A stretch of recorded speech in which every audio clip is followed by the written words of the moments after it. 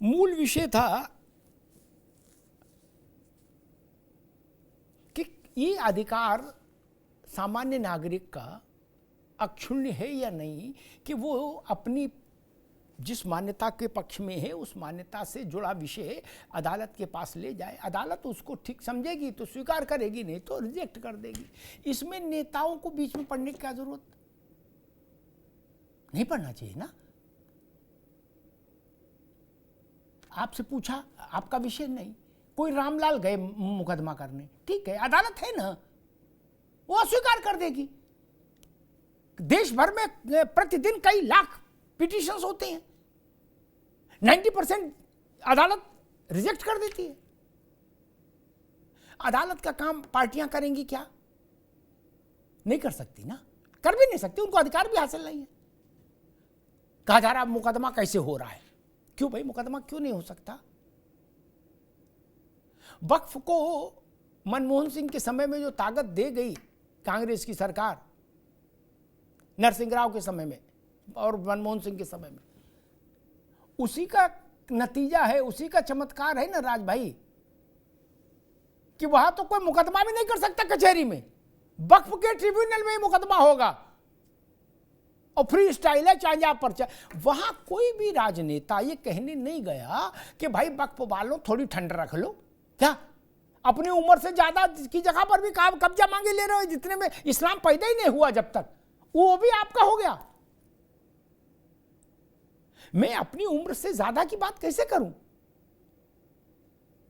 वक्फ कर रहा है और सबके कंठ अवरुद्ध हैं। ना सपा ने कहा, ना बसपा ने कहा, ना आरजेडी ने कहा, ना कांग्रेस ने कहा वक्फ पर, सबके कंठ अवरुद्ध है। अभी बनारस का मसला अभी ताजा ही है, किसी ने कहा नहीं।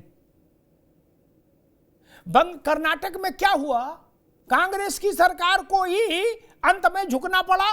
वक्फ वालों ने इतना गदर काट दिया था कि उनको लगा कि हमारे ही वोट खराब हो जाएंगे। वो ये कहें कि ये पार्लियामेंट, ये इंदिरा गांधी अंतर्राष्ट्रीय हवाई अड्डा, ये हमारा है वक्फ का, तो उनको लड्डू खिलाओ, रसमलाई खिलाओ, चमचम खिलाओ। क्यों? बोले गंगा जमुना, भाईचारा, ठीक। और अगर कोई ये कह दे कि हमारे मंदिर तोड़कर मस्जिद बनाई गई, बोले ये देश का दुश्मन है। गजब बात है यार, आपके कहने से देश नहीं चलेगा ना, देश तो अपने सामूहिक चिंतन से चलेगा। ये थ्योरी कैसे कोई एक्सेप्ट कर लेगा? अदालत से फैसला नहीं हो राज भाई, तो फैसला कैसे होना चाहिए फिर? लाठी डंडे से होगा क्या? नहीं ना, अदालत से फैसला तो सबसे अच्छी चीज है, इसमें नाराजगी क्यों है?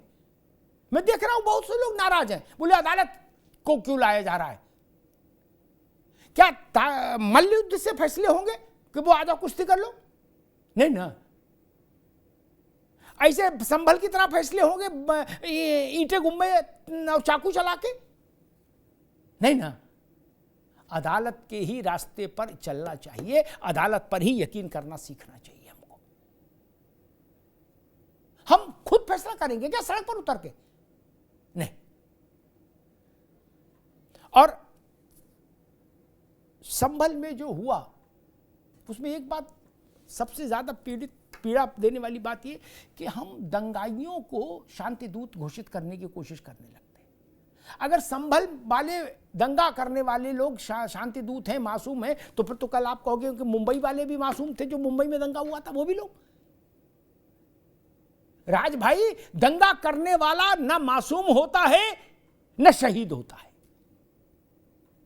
वो व्यवस्था के माथे पर थूकना चाहता है, वो शांति व्यवस्था को माचिस लगाना चाहता है। वो किसी जात की हो, किसी धर्म का हो, अगला हो पिछड़ा हो, उससे कोई फर्क नहीं पड़ता, हिंदू हो मुसलमान हो। जो दंगा कर रहा है वो दंगाई है, सिर्फ उसकी पहचान दंगाई।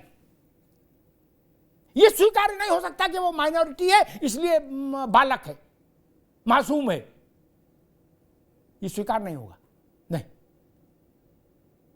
मैं राज शर्मा की प्रशंसा करूंगा। उन्होंने कम से कम ये तो कहा कि भारत में पुलिस पर पत्थर चलाने वाले आदमी के साथ मैं नहीं खड़ा हो सकता, ये तो माना।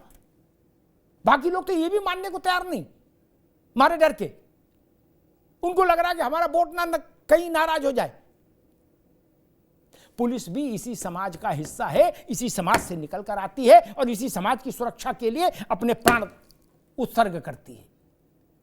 उस पर जो हाथ गोली चलाए, पत्थर चलाए, उस हाथ को न्यायिक प्रक्रिया से गुजार कर कठोरतम दंड दिलाना चाहिए। चिंगारी का खेल बुरा होता है। ऐसे मासूमों को भी समझाइए कि ऐसी गलती फिर दोबारा न करें,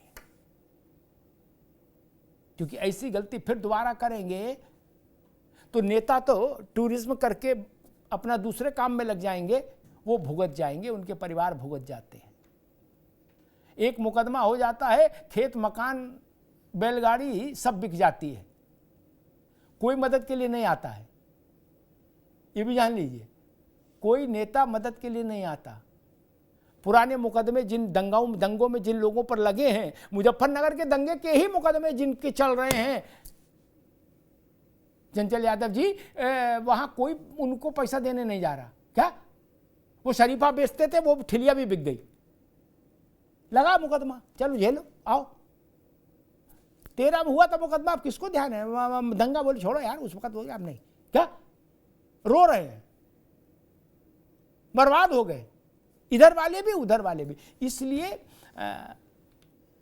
लोगों को भी समझना चाहिए, नेताओं को आपकी जरूरत तब तक है जब तक मुद्दा गर्म है। मुद्दा ठंडा हुआ, वो अगले डेस्टिनेशन की ओर चले जाएंगे, आप यहां पड़े रहेंगे, वकील साहब के पीछे पीछे घूम रहे होंगे कि जमानत करा दीजिए। बूढ़ी माँ और बूढ़ा बाप खेत गिरवी रख के घूम रहा होगा। तब ना भाजपा आएगी, ना सपा आएगी, ना बसपा आएगी, ना कांग्रेस आएगी, ना जनता दल, ना लोकदल। घर बेचेंगे और इजलास में जाके खड़े रहेंगे। ये ध्यान रखिए। धन्यवाद।